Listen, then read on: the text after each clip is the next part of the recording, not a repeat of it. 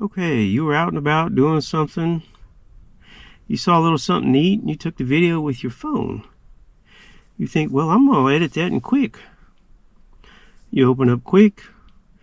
Quik cannot see your video. You have to share your video with Quik. And to do that, you pull up your video, go down to the share button,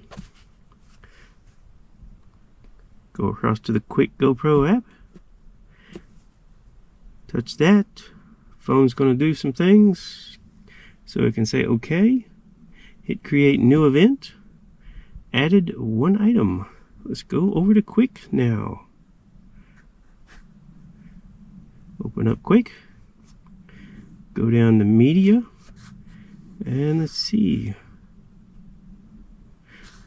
There's our new video. We can now edit it in GoPro Quik. Thank you for watching. As always, like and subscribe.